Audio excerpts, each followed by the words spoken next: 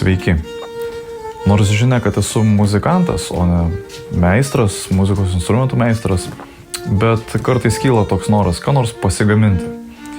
Ir su tokiu švedišku liaudies instrumentu Nickel harpa buvau pažįstamas gana seniai, tačiau iš arti pamačiau Nickel harpą vasarą, keliaudamas su grupe Hansa Nova į Estiją, kur grojome Pernų Hansa dienose. Ir ten susitikome smagią italų grupę In Vino Veritas, kurios muzikantas groja su Nickel harpa.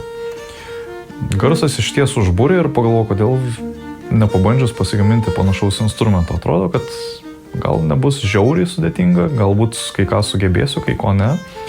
Ir grįžęs namo pradėjau paieškas, nuo ko reikėjo pradėti. Tai aišku, susiradau brėžinį. Iš lazerio pagalba iš fanieros pasidariau trafaretą. Taip pat čia turiu krūvą ruošinukų, įvairių tašelių, pušinių, bukinių, kurie turbūt pataps klavišais šio instrumento. Taip pat jau turiu tiltelio formą. Na ir stengsiuosi, aišku, kuo geresnės medienos gauti, kad nereiktų čia visko daryti iš fanieros. Bandysiu gauti ir eglės, ir klevo tokiam detalėm. Na, norisi, kad pats darbas nenueitų per niek. Ir aišku, visą tai darysiu turbūt šiltu oru sodo namelėje, o šiek tiek atšals, tada jau kelsiuosi į butą arba rūsį. Nepavydžiu namiškiam dėl dulkių, triukšmo ir išsimėčiusių įrankių, bet visai norisi pasidaryti tokį instrumentą. Ir tikrai žinau, kad su juo grosiu ne pats, o mūsų Hansa Nova smuikininkė Urtė.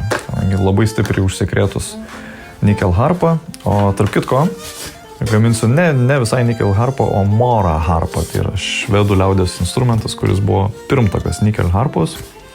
Jo forma buvo būtent tokia, jisai buvo rastas 15 amžiui, yra išlikęs egzempliorius Švedijos muziejuje ir vadinasi Mora harpa dėl to, kad buvo rastas Mora saloje Švedijoje. Taigi, žiūrim, kaip čia man seksis. Na, ir tariau savo, kad privalo pasisekti, kadangi šį instrumentą gaminsiu ne savo, o mūsų Hansa Nova smuikininkiai Urtei ir jį įteiksiu per jos gimtadienį spalio mėnesį. Darbai prasidėjo nuo trafareto gamybos, kurią man padėjo išpjauti Gediminas Grikis, ačiū jam. Tai yra fanieros rašiniai, dėžutei, karkasui, kurį suklijavau iš tokių 2 gabalų, aplinkui suvedžiau tokiais tašeliais ir gavosi įdomus karkasas.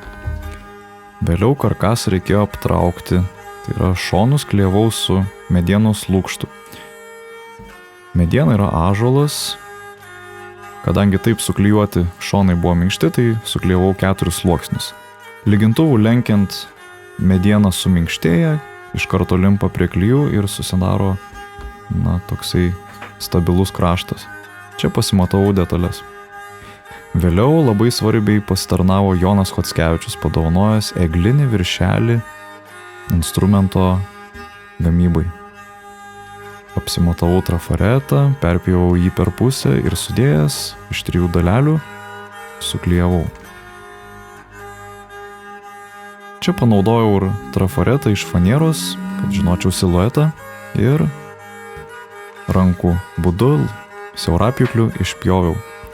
Eglutė yra iš Anglijos, bent taip pats Jonas sako, ir pjovėsi labai lengvai.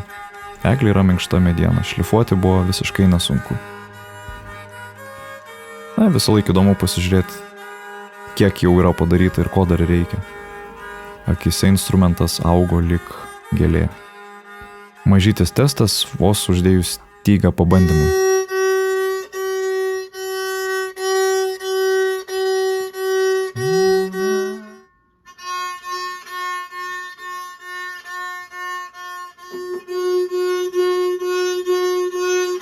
Štai taip girdėjote testą, kaip instrumentas skambėtų su dugnu ir be dugno, net neklijavus.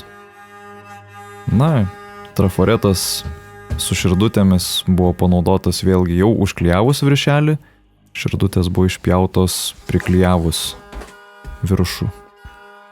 Apačią naudojau iš fanieros, bet laminavau su ąžuolu.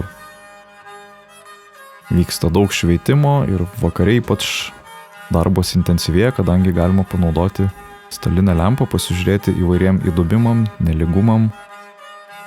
Atrodo, korpuso gamyba artėja į galą. Labai daug pasirinkimo, iš ko daryti kuoliukų galvą neturėjau, tačiau kad pušinė detalė būtų tvirtesnė, iš abiejų pusių padariau fanerinį sumuštinį. Fanera yra berža, taigi mediena šiek tiek sutvirtėja. Kaip ir visam kitam kliejimui, naudojau Titabond profesionalius staliaus klijus. Viskas džiūva ypatingai greitai, viskas laikosi tvirtai ir jau turiu detalių krūvą surinktą į tokį realų vaizdą. Atėjo metas gaminti klavišus ir pasibandžiau, kaip vaikšto tašeliai, kuriuos pirkau anksčiau ir buvau apsimatavęs mygtukų gamybai. Na, nors ir gražiai instrumentas atrodė nedažytas, tačiau pamaniau, kad būtų puiku jį patamsinti. Galų gale vis tiek reikia alijuoti medieną, kad ji neįsigertų drėgmės.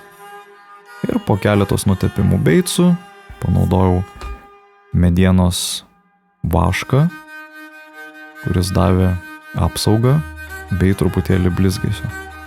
Vėliau galutinėme variante ištepiau natūraliu organiniu aliejumi. Kadangi tiltelio pritaikyti nuo jokio smuiko ar alto ar tuo labiau violončelės neišėjo, pasižiūrėjęs į nuotraukas, pasiieškojęs brėžinių, pagaminau savąjį tiltelį iš Jono Chockevičiaus duoto klevo gabaliuko. Ir prisimatavęs skylutes išgręžiau retmes suktukams. Štai čia matote stygų laikiklio gamybą.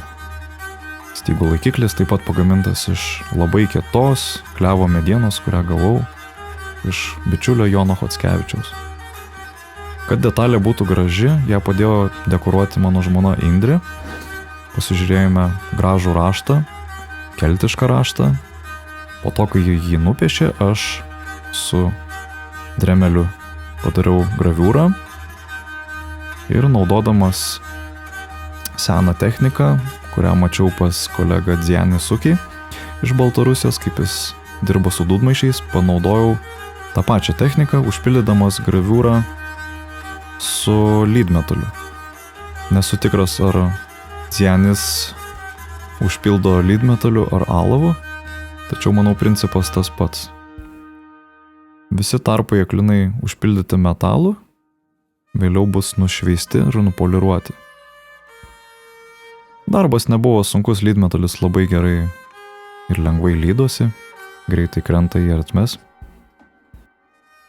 Beje, konkreti muzika, kurią girdite, buvo įrašyta mano paties su šiuo pagamintu instrumentu. Štai vaizdas prieš nušveitimą, atrodo gana baisiai. Ir vaizdas nušveitus, nubeicavus, nualiejavus, nupoliravus, atrodo neblogai. Sakytum lipdukas, bet iš tikrųjų metalas įsėdęs giliai. Na ir priėjome prie klavišų gaminimo. Klavišai iš paruoštų pušinių tašelių, juos reikėjo susipjauti skirtingais ilgiais, jie buvo skirtingo diametro ir ant galų klijavau irgi pušinės detalės iš kitų tašelių. Šis darbas nebuvo labai ilgas, tačiau ilgiau užtrukau prie pačių klavišų galvučių dremeliavimo.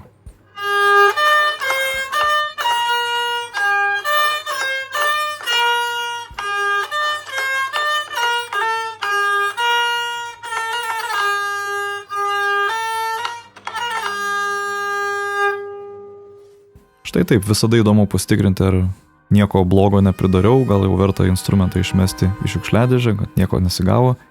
Taigi vos kažkiek padarius, reikia patikrinti, kaip jisai skamba. Stygos buvo atremtos ant įsuktų varžtų, bronzinių varžtų. Manau, kad tai pagerina ir skambesį, ir stygų poziciją, negu atremiant tiesiog ant medienos. Štai čia nuotraukoje matote vadinamus tangentus. Tai yra detalės, kurios priremia stygas, trumpindami jas kas vieną pustonį. Šis instrumentas suderintas re, sol, re. Išorinės stygos per 1 oktavą skiriasi ir storoji styga re yra grojama tik tai iki 5 skirsnio, o vidurinioji styga yra dronas vadinama. Nemėgstu ilgai matuoti, tačiau čia reikėjo šiek tiek pasižiūrėti simetriją ir išpjoviau autentišką rezonansinę 5 skylučių sistemą. Instrumentas galima sakyti baigtas, uždėtos SIT firmos gitarinės šlifuotos stygos ir keliamės prie smičiaus gamybos. Kadangi apie smičius visiškai nieko neišmanau, ketinau prie šio instrumento padovanoti tiesiog 3/4 smuiko smičių ir tiek. Na, bet gavęs iš parduotuvės MIDI Audio sulaužytą 3/4 smuiko smičių, išnagrinėjau, kaip vaikšto plaukų įtempimas ir išsidrožęs lazdyno šakelę pats pagaminau smičių. Tai reikėjo pragręžti gale skylutę, išgremžti dar papildomą skylutę įstatyti šią varlytę, gale priklijavau plaukus, prisukau džiūto šniurelius stipriai. Na ir viskas. Galima beicuoti, taip pat nuvaškavau. Ir ši sistema puikiai veikia. Lazdyno šakelė pati stipriai stovi, plaukai tempiami su vadinamu French style prancūzišku mechanizmu. Kadangi instrumentas senovinis, o prie senovinio instrumento nesinori naudoti nailoninius ar nenatūralios odos diržus, tai pagaminau ir natūralios odos diržą. Panaudojau keletą kniedžių, su saulė išmatavome daug maž panašų aukštį, kaip jis turėtų kabėti tas instrumentas. Na ir liko pagaminti etiketę bei vadinamą tokį specifikacijų aprašą ant senovinio sendinto popieriaus. Žinoma, tikrai nebūčiau rašęs su jokiu tušinuku, taip pat nebūčiau spausdinęs kompiuteriniu printeriu šiuo etikečiu, todėl panaudojau savo mylimą man dovanotą plunksną, rašalą ir štai surašiau Mor Harpo 1526 metų replikos modelis Lietuvoje 2023 metai. Tarp kitko, instrumentas nėra labai sunkus, sveria vos 2 kg ir 80 gramų. Tikėjausi, kad bus sunkesnis. Pasižiūrėkime, kaip atrodo galutinis produktas.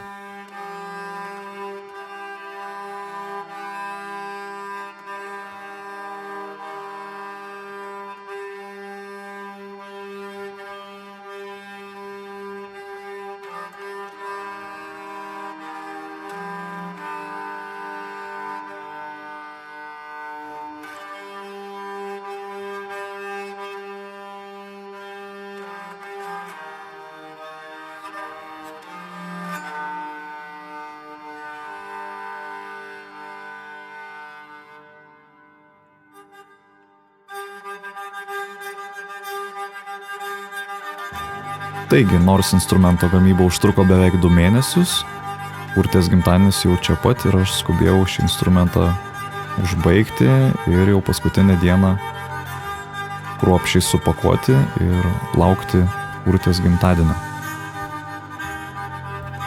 Pakuojant šiek tiek sudrėko akis, virpėjo širdis, suprantant, kad su šiuo instrumentu gloščiausi, liečiau jį ne vieną mėnesį, įdėjau labai daug meilės ir jo tiesiog neliks pas mus namuose. Bet vis tik ne tam jį dariau, ar apie tai papasakosiu vėliau. Nu ką, dovana supakuota, aš ją pasiruošęs įteikti. Tai einam į svečius, nelaukti, nekviesti. Beveik į lauką išeini. Jau repetuoji? Nu tai taip. Jūs tai žinai, išsikrenkštė, muzikantai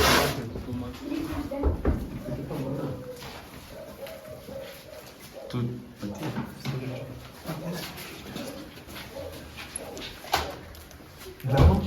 Saugyvėma diena, saugyvėma diena, saugyvėma, saugyvėma, saugyvėma diena. Mes čigonai Lietuvos, duokit blynų į kavos. Gerai, būtų tik be kofeino. Be kofeino? Nu, saulė, tu. Mūsų mergaičių. Nu, aš sveikinu. Aš čia tau dviratį nusirgau. Aš per toką. Tikiuosi išmesti. Gerai. Dieve. Nesel harpa. Ai, kur tu ten, kaip mašina vadinasi? Į teilę galbūt? Ne. Per kokį puslapį? Išeinu. Per kokį? Ko? Bet taip su palapinėm. Ir net nebuvo, net pirkimo metu nesidariau, nežinau, kas tu gal ten. Gal sugriaužė Pelytės. pelių? Tu pas aš net pirkdamas nesidariau. O, Man drąsiai, drąsus vyras. mane. Taigi, lasdyno, nu. Lasdičius. Lasdsmičius. Smičius lasdičius. Čia laukiat, kol apsiverksi? Kol pagros? Ai, kol. Ne, Ir jisai veikia su transfrogu. Kalifornijos dėk. Kanifolijos.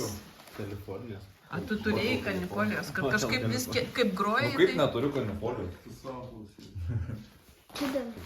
Čia iš Lūkšiškių šitą, kur buvo tada. Ai, čia dar yra. Aš net nežinojau, kad čia dar yra. čia kur Derinimo aktas. šiandien smardino. Bля, mane dabar ant pasmirdo kaulą. Ai, darai? Nu, kaulą šitą. Cool. Derint. Nes iš rankos nepasu.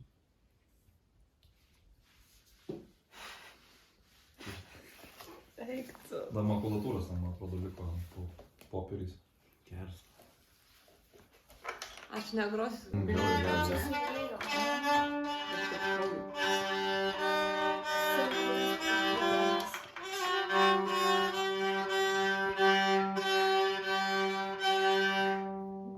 Jinai moka su smičiu meltis. Mum nesigauna. Yeah. Sugimimo diena, sugimimo diena, sugimimo, sugimimo, sugimimo diena. Ilgiausių metų, ilgiausių, ilgiausių metų, ilgiausių, ilgiausių metų.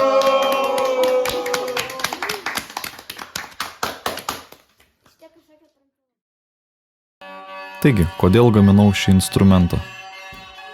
Pirmiausiai turbūt ir dėl savęs norėjau naujų potyrių, išmėginti save šiame amate, padaryti bent vieną tokį instrumentą. Na, gal ateityje padarysiu panašų ar kitokį, ar dar kitokį instrumentą. Buvo įdomu prisiliesti prie medžiagų, panaudoti tuos pačius savo mylimus įrankius, šlifuoklius, pjūklus ir visą kitą dar kartą kitais tikslais. Ir iš tikrųjų širdie smagiausiai negauti dovanas, bet jas dovanoti.